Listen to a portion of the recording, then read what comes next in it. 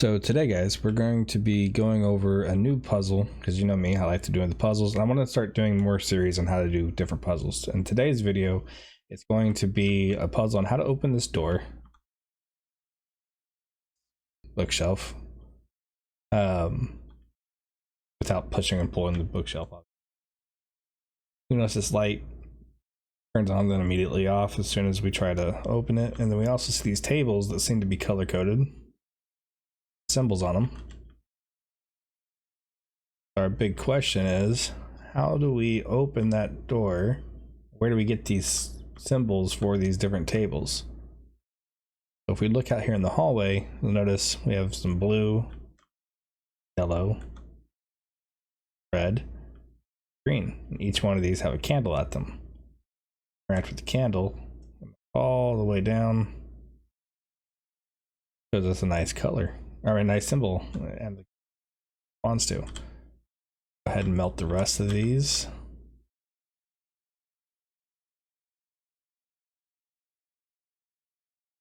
Red is a water jug. Red. Hate that. It's a water jug. Cool. Was an eye here. It's already set to the eye. Cool. Blue scarab. Here.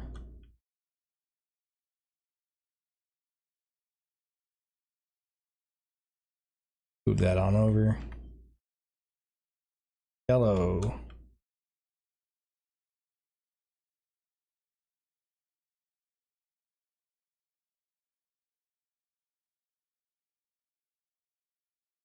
Oh, we got everything blue. Red was water, green. Yeah, now we test the puzzle. Opens up. Sorry about the debug. But yeah, there we go.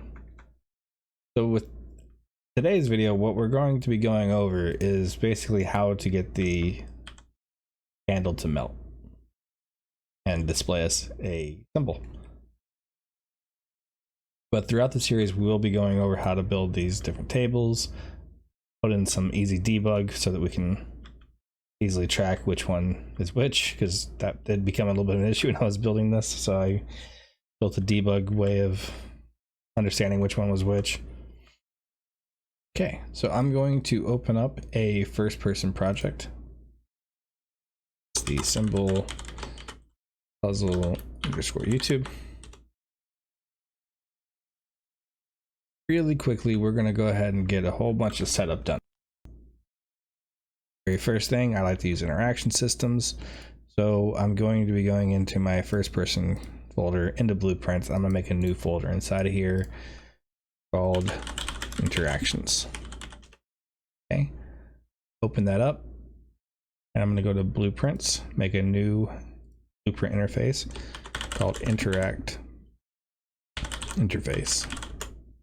Open that up, and I just want to name this first function on interact.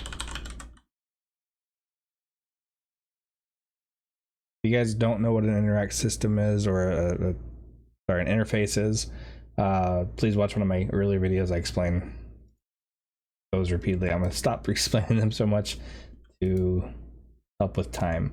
But on this one, we do want to get a character reference, and I'm going to get that as, for me, it's going to be the first person character. If you are following along, it'll be the same for you. If you're using a different character, just know that the only issue you might run into is your line trace source. So for us, we'll be using the first person camera as the line trace source. For you, you'll have to figure out how exactly you want your line trace to go. All right, speaking of which, we're going to go ahead and go straight back into our first person's blueprints folder, open up the first person blueprint.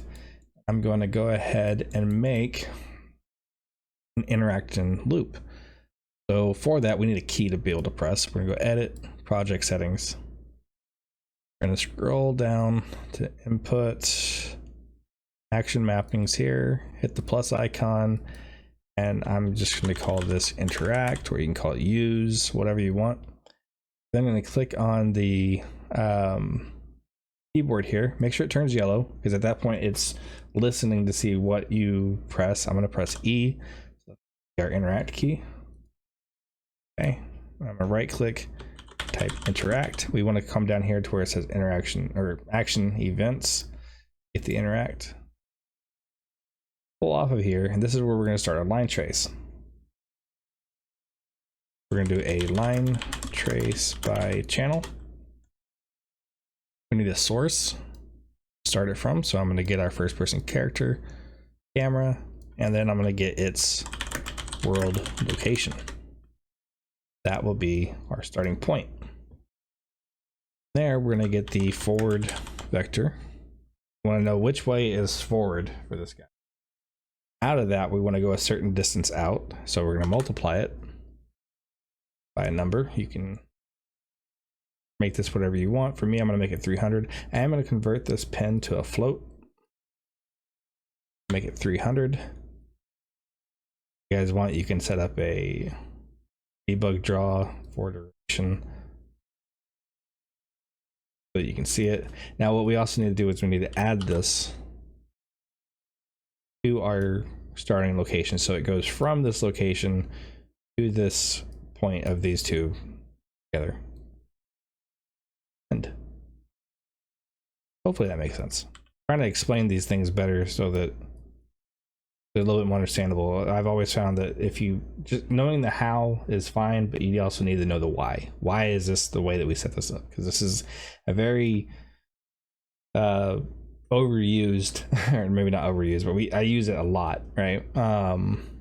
And I've had people ask me, well, why do you do it this way? Well, it makes the most sense to me. We have a starting location, which is our first person camera. We find out which direction we're facing. Then we go out a certain distance from that. We add that so that it gets anything in between is our end. Not exactly. Yeah, it makes the most sense to me. It's drawing a line from point A to point B. All right, so we're gonna pull off the return value, press and hold B and left click to get a branch, and then plug that in. Make sure that we are in fact hitting something. We don't really want to do anything. I'm going to take that out hit. We're going to break it. Then pull off that actor. We're going to ask it, does it implement the interface that we just created, which was the interact interface? E left click. We could do an and off of this if you wanted to, because there's not really anything we're doing in between. But just for simplicity, I'm gonna do it this way. All right, and so if the thing does interact, we're gonna pull off of here and we're going to ask, or sorry, not ask, but tell it that we can interact with it. So we're gonna do that on interact message. Hey, whatever your interact function is, perform it. Then we want to tell it who is interacting with it. In this case, it is us. The character, the first person character. So I'm gonna pull off of here and I'm gonna say self.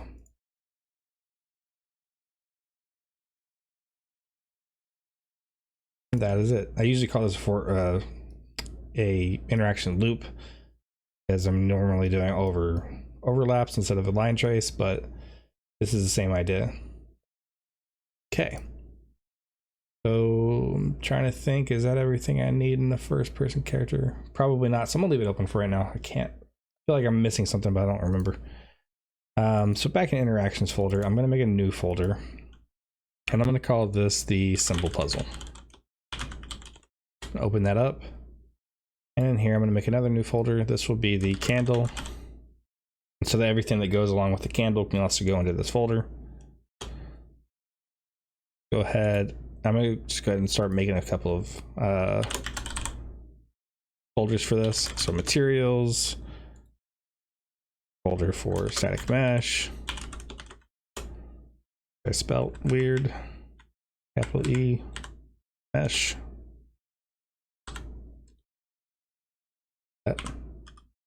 There we go. Static mesh. All right, and then we want the blueprint class itself. So I'm going to go get a new blueprint class, type actor. I'm just going to call this candle underscore puzzle. And actually, I'm going to make that a little bit more descriptive. We're going to go back to the beginning of it and say symbol. All right, so in order to start building this guy though, we do need a couple of assets. So symbols, here we go. I got all these guys. I'm just gonna grab the transparents for right now. That's all I need.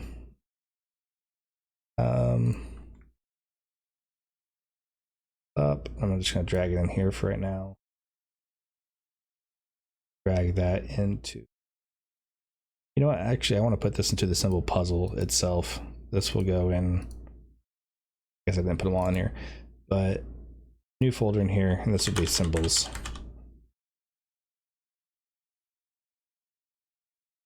Back into candle. Grab the rest of these. Make sure they. Well, there we go. Select all of these. Right click, create material. Inside of this, I want to make this a transparent or translucent, sorry. So I'm going to select our output here. Blend mode, I'm going to switch it to translucent. I want to take its alpha and I'm going to plug that into the opacity. And then I'm going to take the base color, multiply that, hold down 3 and left click, right click on that, convert to parameter, call this color, multiply that by our base color here by a new parameter color that we can then change the color to. So if we wanted this to be green, come in here,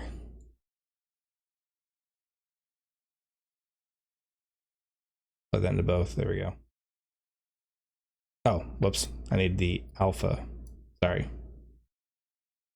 There we go. Honestly, I don't think we would need base color. Yeah, we can do color. There we go.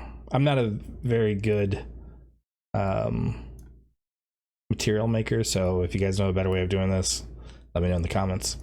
But this worked for me, so I'll pass on to you guys.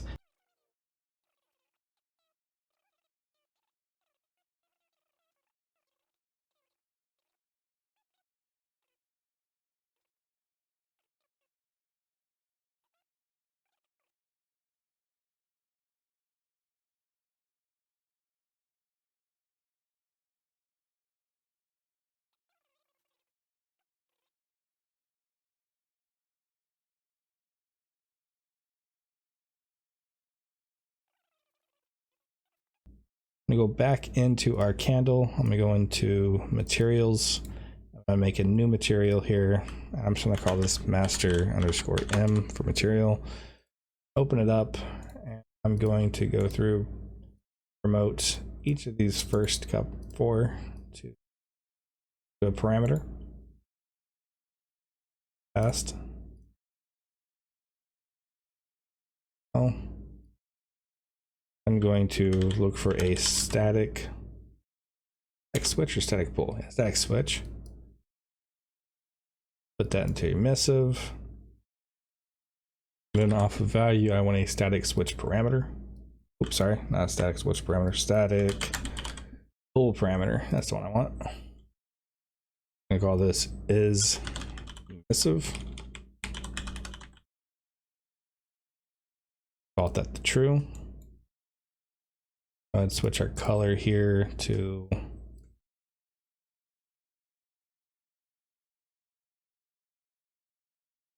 okay, and our specular I'm going to set to like 2.2, metallic 5. Typing this in all the wrong places. Default 0.5. There we go. And our roughness 0.25. Those are the starting ones I really like for most of these. The yellow is a little bit weird, so we'll have to come back and do some stuff to that one's material instance, but we'll get there. All right, so if it is true, then I just want to take this base color and we're going to plug it in there. We could even multiply this if we wanted to by a number, so we can hold S, call this emissive strength, and hold M, left click to get a multiply. Apply these two together here. Default the emissive strength to 0.25. Save. So basically, if this guy is true, it's emissive. If we hit false, it's not emissive. Okay. Close all of those really quick. I'm gonna hit saving them. Okay, and then I'm gonna right click on our material master here, and we're going to make a new one. I'm gonna call this one blue underscore mi. Copy paste this one. Red underscore mi.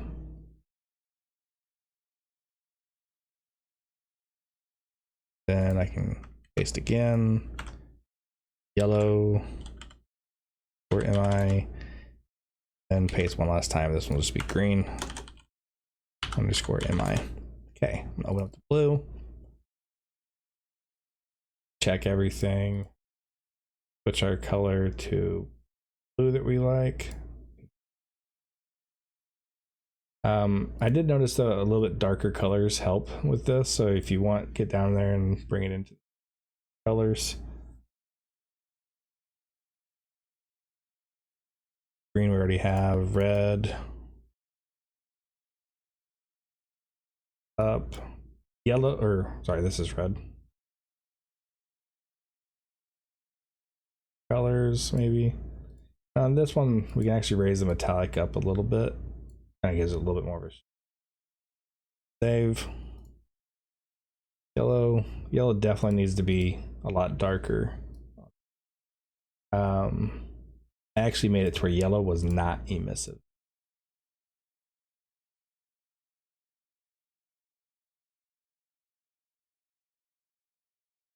Actually, all the way up on it.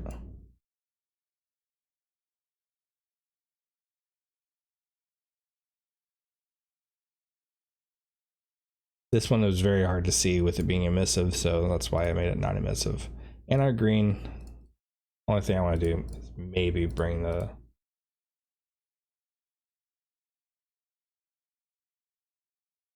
okay.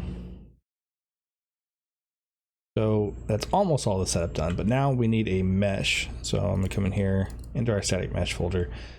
I'm going to hit this plus icon here, go to Pixel Bridge. And I need two things. I need a candle and something to hold the candle. So we can just search candle. Candle, there we go. I'm gonna go ahead and get a candle holder.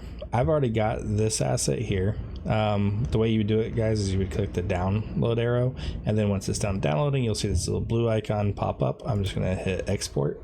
It'll pop up a new window for you and show you all that nice stuff. So what I'm gonna do though is I'm gonna drop our first person stuff all the way down to where I can see our candle, and then there we go, there's a static mesh. I'm just gonna take this folder, drag it up to static mesh, and move here. There we go. I'm gonna remove the holder part of that. Scroll down, here's a candle. Remember, download button on it, and then hit the blue whenever it pops up. And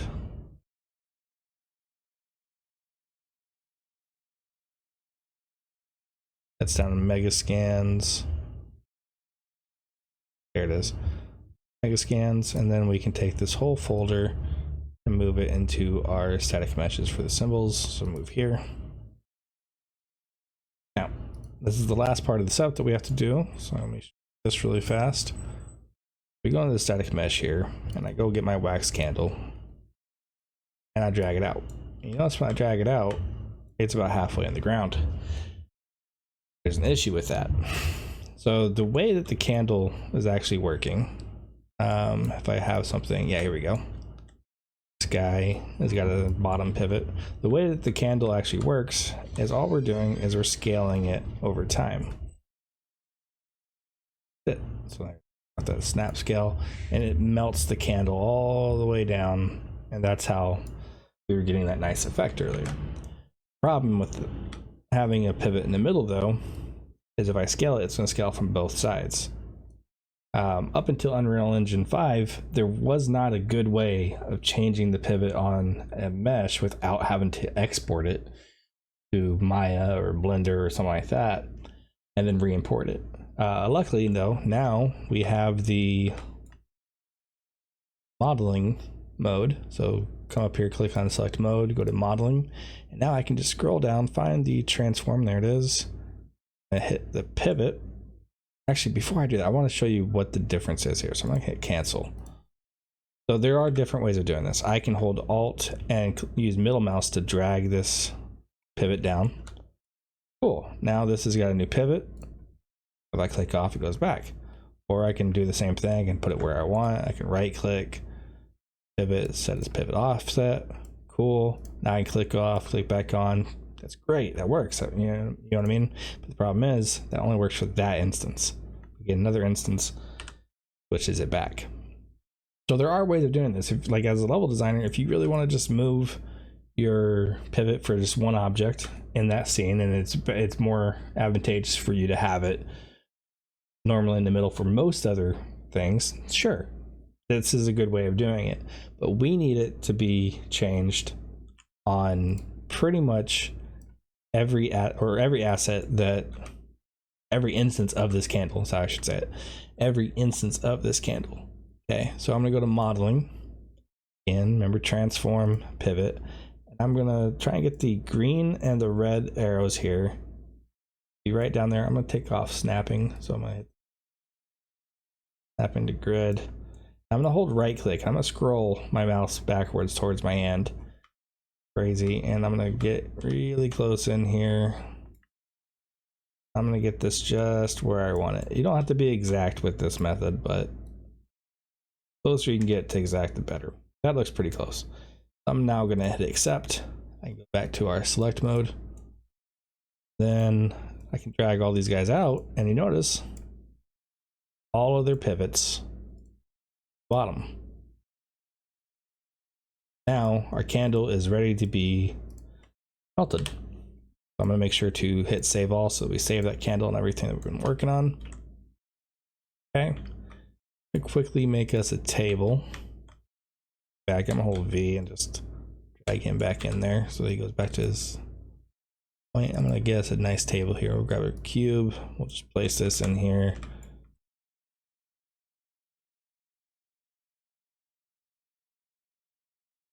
There we go. Now we got ourselves a nice table.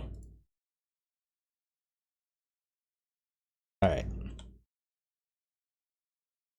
So back in our candle, we now have our candle puzzle. We can open this up.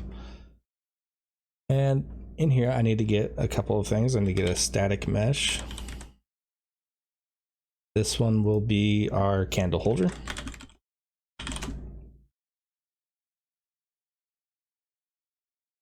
I think the other thing was actually just called holder. Yeah, there it is. Found it.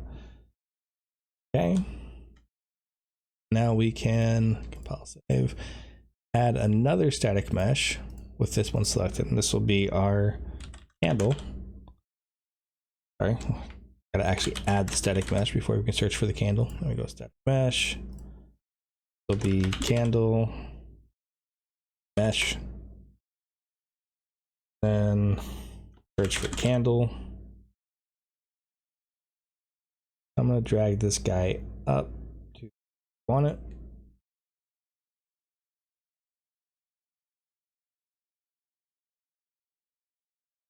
Okay, so there is our nice candle. I am this taller without looking too weird. Not terrible. I just wanted more room for it to melt. So yeah, we'll just go 2.0 on that, on the height. So it's a little stretched, but I think that would be fine. All right, so guys, I do not have a good flame particle that I can just give you guys. So I can show you how you would add it and everything, but we don't really have a good one. But I do want to add in an emitter, or if you're using Niagara, use system, I think is what it's called for that one. I want to come over here, add emitter, and this will be with the candle selected so that it becomes a child of it. Maybe not emitter, particle. particle system. There we go. Because I'm using starter content, I can just grab our smoke. Ooh. Pretty big there. Can we 0.1, 0.1, 0.1? See how this looks. Drag it up to the top of the candle. And just imagine this is your flame. All right, sorry that it's not great, but hey, it works, right? 0.01, 0.01. There we go. Now we got a nice poofy smoke thingy coming out of there. That works. Yay. So there's that. I'm going to call this our flame underscore particle, even though it's not a flame. Or you can even say particle, PE for particle emitter. And then we want to add light. So I'm gonna grab a point light for this. This will be our candle underscore light. And again, I want to make sure this is all the way up here. I'm going to go ahead and turn the brightness of this way down. I'm also going to remove cast shadows, lights it up a little bit better. And then the intensity, instead of 5,000, I'm going to go with like 5, 10, 25, 50. Yeah, 50. All right. Now, in the event graph, I'm going to go, oh, sorry, not event graph, but the construction script. I want to come in here and I want to set a couple of things up really, really fast. I want to come over here and we want to set up, because maybe you'll have a different color flame for each one of these. So we're going to go ahead and set template.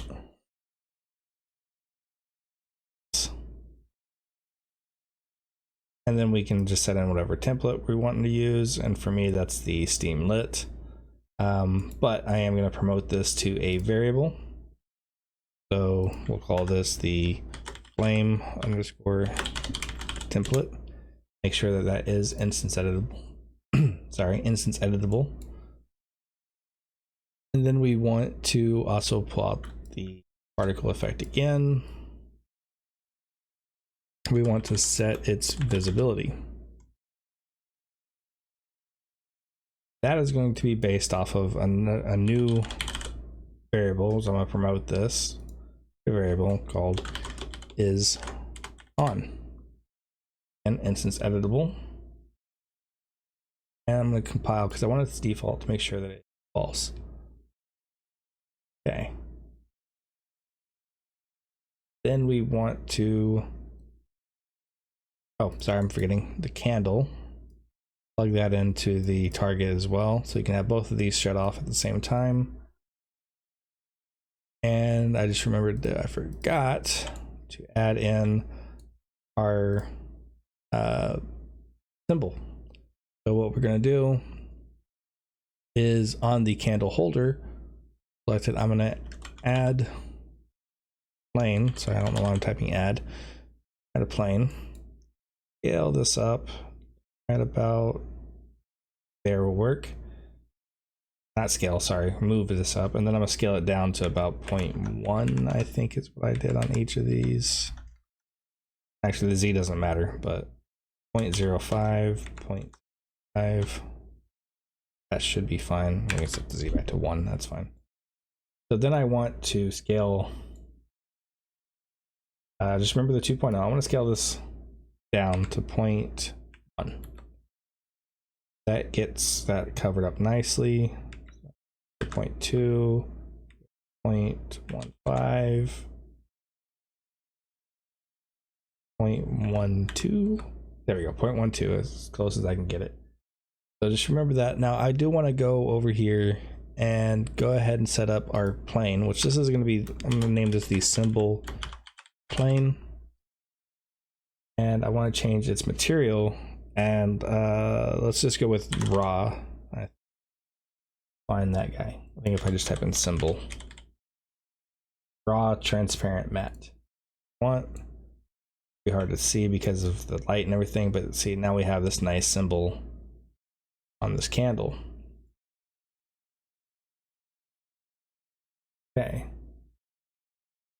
We can also see that that is perfectly covered up by the candle. So go ahead and take this candle and we can 2.0 again. See, it covers it up. 1.12 and shows it. So that's perfect for us. It's 2.0. Get it back to where it was. File, save. Back in our construction script really fast. I want to take that symbol plane. I'm going to set its material.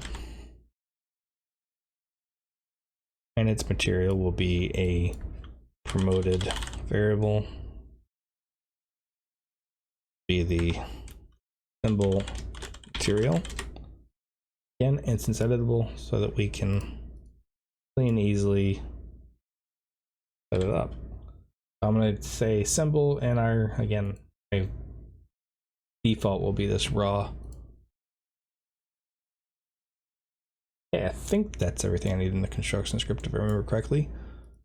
Now, whenever we set down one of these candles, set one out in the world here, set it up, then I also need to make it to where if it's on, it automatically shuts everything off.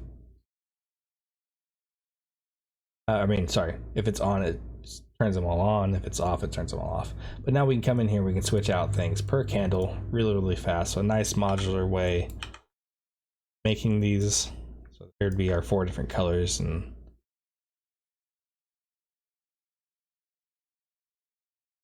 all right. Back inside up here, I am going to set it up to where if is on, then we're going to, actually we already have this, sorry.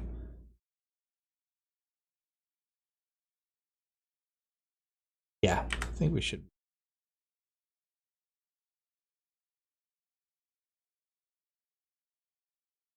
Yeah, so it already is working. The light just looks like it's on because if I press G, game view, there we go. That's what our candle will look like on. So I know it's not great, but I'm sure you guys will have access to better assets. I would give you the assets I use in the other thing, but those aren't mine. I bought them, but I don't own rights to distribute them, so I can't just hand them out to you. All right. In our event graph, we want to make a couple of different, actually just one really, function really fast, and this will be our toggle on function. And basically what we're going to be doing in here is we're going to be making it to where whenever it is on and we toggle it, it'll automatically turn off, or vice versa. So that'll be a proper toggle. So the first thing we want to do is hold B and get left click and set the branch up with is on. So if it is on, then we want to set the visibility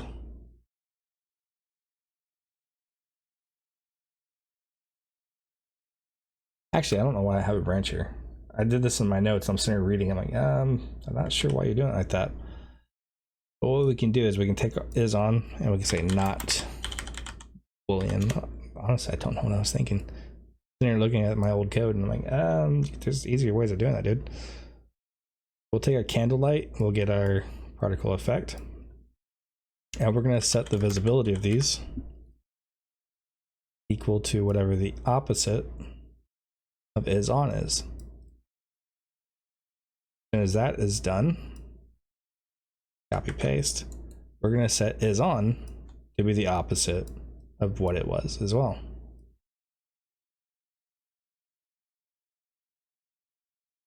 There you go.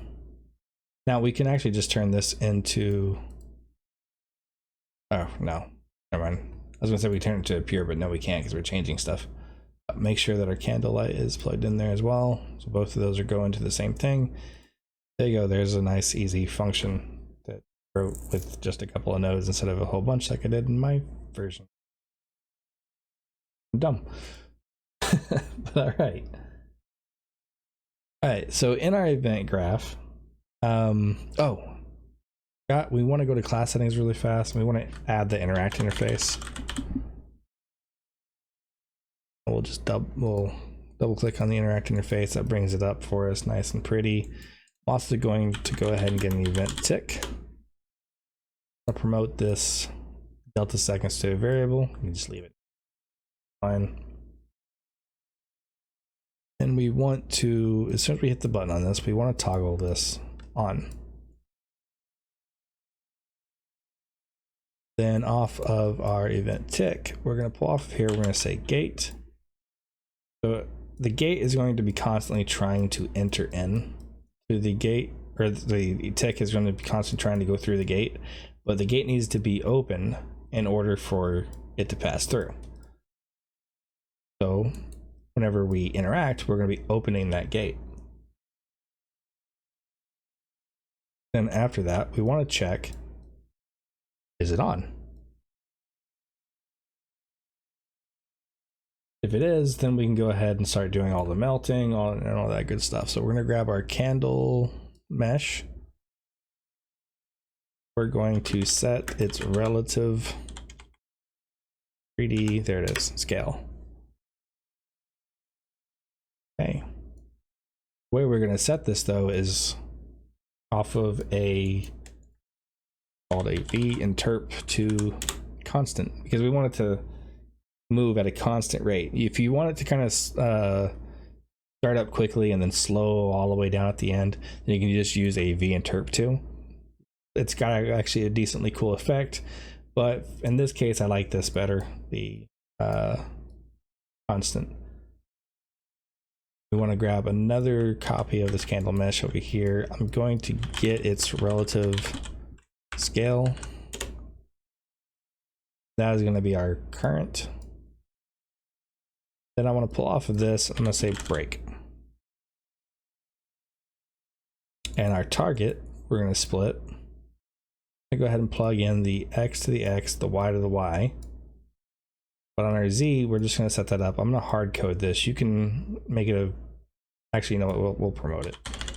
Call this melt Z. Make the instance editable if we want.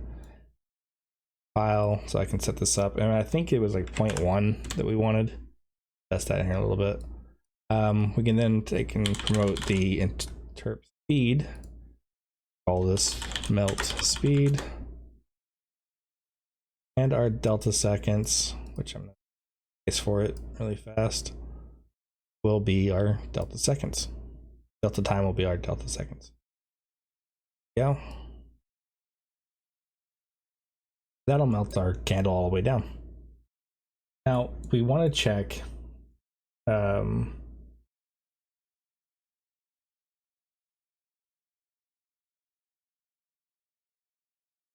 okay. I forgot to add some.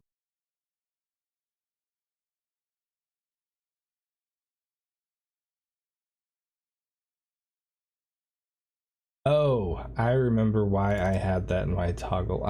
That's why. All right. So in our toggle on, this is why I had a branch there. I just read my notes incorrectly. We need a new variable. I'm just going to duplicate our boolean that we already have, and this will be called can melt. Boolean does not need to be instance editable. That's fine. Get this. I'll hold B and left click. This is back in our toggle on function. Sorry that I forgot about this. Plug that in, and so if we can melt, then we'll do all this stuff. I was wondering, why did I do all this extra crap? But I just misread it. That's what it was. Okay.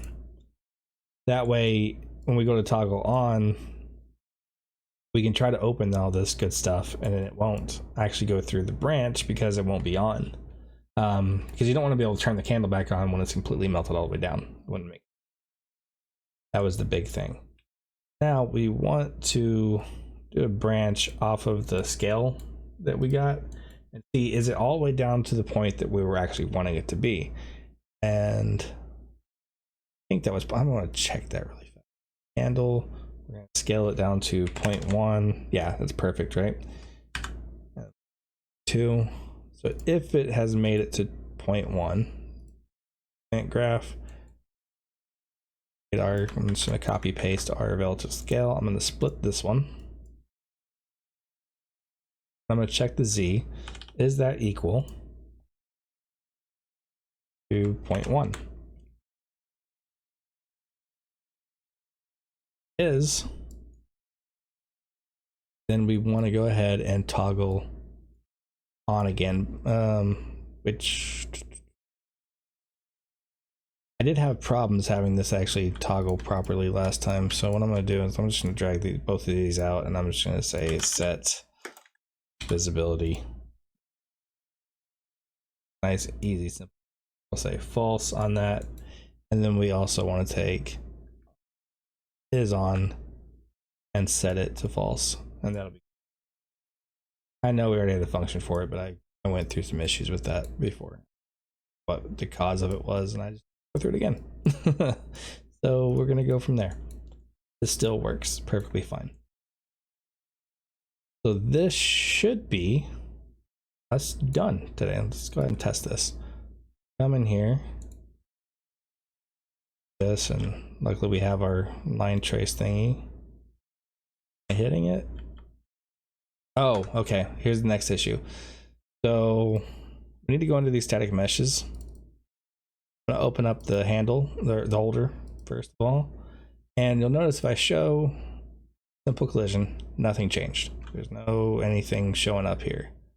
So what I want to do though is come in here, and we're just gonna add a simplified box collision. So nice little collision right around this thing. Cool. Done on that. Make sure to save. Go back into our candle. Same thing. It doesn't have a collision either, so I'm gonna come in here, box simplified, cool, save. And we can come in here, hit play. And it's still not working, but at least we got a collision now. Not working. So let's troubleshoot. Let's see, why is this not working? First thing I want to do is I want to come in here and say print string really fast. And I'm going to do is on. I'm going to print the return of that. Okay. Saying false, not turning on. Come in here. Oh, can melt needs to be defaulted to true. So melt, set the default value of it to true. Hit it, and there it goes. It's not going very fast because we didn't set up a melt speed either. Sorry about that. Sorry, melt speed. Let me look and see what I used for mine. 0.25. Okay. 0.25. File save. Played with that for a while, so I want to make sure. There we go. So now it's melting all the way down.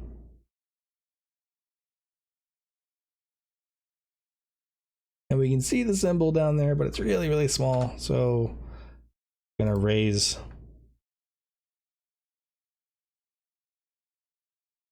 side really fast, and we're gonna raise this up table.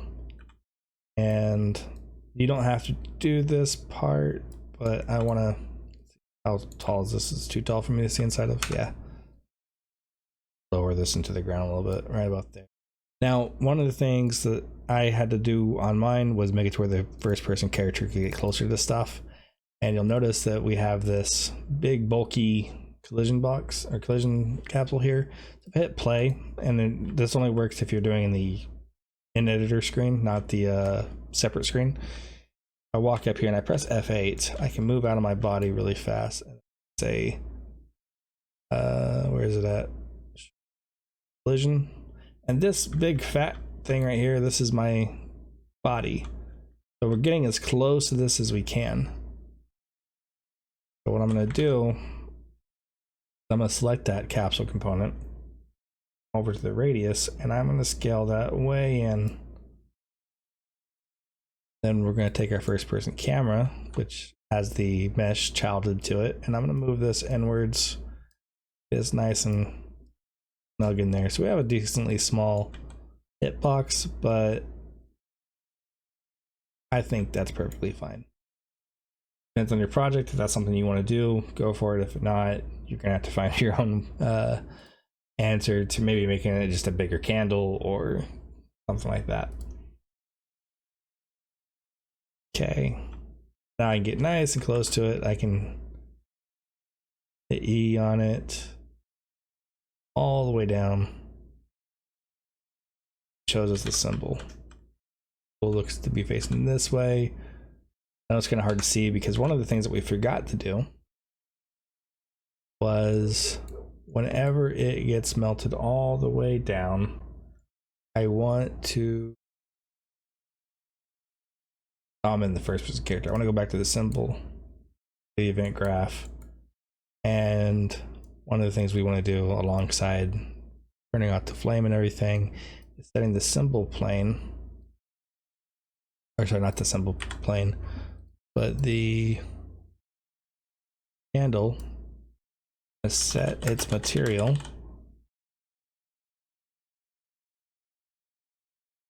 I think I don't know what color is supposed to go along with this one, but we'll just do like the green MI.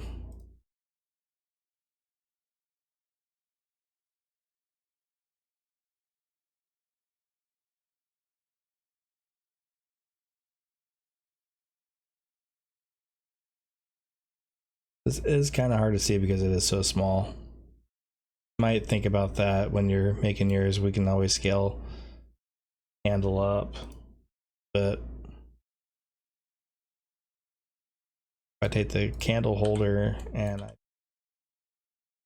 scaling this out a little bit, even down, see how this looks. A little bit chunkier of a candle thingy.